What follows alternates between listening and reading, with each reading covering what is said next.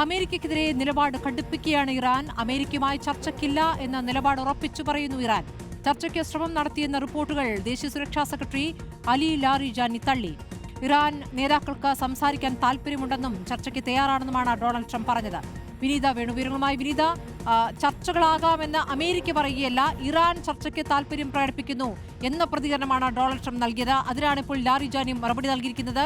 ഖമനിയുടെ വധത്തിൽ ഒരു തരത്തിലും ക്ഷമിക്കാൻ തയ്യാറല്ല, തിരിച്ചടിക്കപ്പുറം പ്രതികാരത്തിനപ്പുറമുള്ള ഒരു ചർച്ചയുമില്ല എന്ന് തന്നെയല്ലേ ഇറാൻ വ്യക്തമാക്കുന്നത്?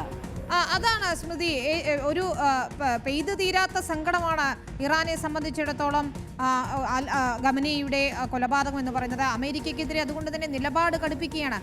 ഇറാൻ ചർച്ചയ്ക്ക് വഴങ്ങിയെന്ന് ട്രംപാണ് പറഞ്ഞത്, അമേരിക്കയാണ് പറഞ്ഞത്, ഞങ്ങളല്ല.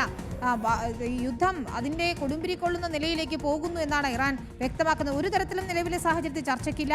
ചർച്ചയ്ക്ക് ശ്രമം നടത്തിയ റിപ്പോർട്ടുകളെല്ലാം തന്നെ അവരുടെ ദേശീയ സുരക്ഷാ സെക്രട്ടറി അലി ലാരിജാനി തള്ളുകയാണ്. മാത്രമല്ല നമ്മൾ കാണുകയാണ് സ്മൃതി, ടെഹ്റാനിൽ തുടർച്ചയായി ഇസ്രായേൽ ആക്രമണം ഉണ്ടാകുന്നു. ടെഹ്റാന്റെ ഹൃദയം തകർത്തു എന്ന് പറഞ്ഞുകൊണ്ട് കൃത്യമായി ഇസ്രായേൽ ആക്രമണം നടത്തിക്കൊണ്ടേയിരിക്കുകയാണ്. ഈ സാഹചര്യത്തിൽ ഇറാൻ ഒരു തരത്തിലും വഴങ്ങില്ല, ചർച്ചയ്ക്ക് ഞങ്ങൾ ആരെയും സമീപിച്ചിട്ടില്ല എന്നാണ് പറഞ്ഞത്. ഈ ഘട്ടത്തിൽ യുദ്ധം അവസാനിപ്പിക്കുന്നതിന് വേണ്ടി ഒരു തരത്തിലുള്ള ശ്രമങ്ങളും ആരുടെയും ഭാഗത്തു നിന്നും ഉണ്ടാകുന്നില്ല എന്നതാണ് ആശങ്കപ്പെടുത്തുന്ന കാര്യം. ഗൾഫിന് പിന്നാലെ ഇപ്പോൾ യൂറോപ്പിലേക്കും ആക്രമണം വ്യാപിപ്പിക്കുകയാണ് ഇറാൻ. സൈപ്രസിൽ ആക്രമണം ഉണ്ടാകുന്നു, അവിടെ 2 പേർക്ക് പരിക്കേറ്റു എന്നുള്ളതാണ്.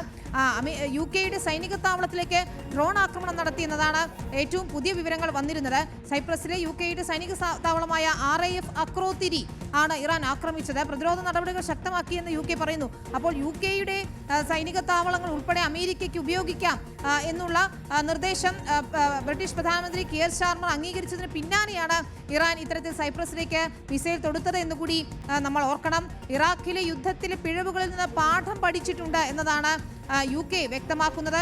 അപ്പോൾ തീർച്ചയായും UK ഏതെങ്കിലും തരത്തിൽ ഈ യുദ്ധത്തിൽ അണിചേർന്നിട്ടില്ലെങ്കിൽ പോലും സൈപ്രസിലേക്ക് ഉൾപ്പെടെ ഇറാൻ മിസൈൽ അയക്കുമ്പോൾ അവരും ശക്തമായ നിലപാടെടുക്കും. അപ്പോൾ മറ്റൊരു രീതിയിലേക്ക് യുദ്ധം മാറുമെന്നുറപ്പാണ്. ഏതായാലും നിലവിലെ സാഹചര്യത്തിൽ ഇറാൻ ആക്രമണം കടുപ്പിക്കുന്ന ഗൾഫ് മേഖലയിലാകെ ഇസ്രായേലിൽ ഇപ്പോൾ സൈപ്രസിലേക്കും ആക്രമണം നടത്തുമ്പോൾ ഇറാന്റെ തന്ത്രങ്ങൾ കൃത്യമായി മനസ്സിലാക്കാം. ഇന്ന് പക്ഷേ ഒമാനിലേക്ക് ഒരു തരത്തിലുള്ള ആക്രമണവും ഉണ്ടായിട്ടില്ല എന്നത് ആശ്വാസകരമാണ്. അപ്പോൾ ഒമാന് മധ്യസ്ഥതയിൽ വീണ്ടും ഏതെങ്കിലും തരത്തിലുള്ള നീക്കങ്ങൾ ചർച്ചകൾക്കായി നടക്കുമോ എന്ന് നമുക്കറിയണം. GCC രാഷ്ട്രങ്ങൾ ഒന്നാകെ ഈ ഇറാന്റെ നടപടിക്കെതിരെ ശക്തമായ നിലപാടെടുത്തിരുന്നു.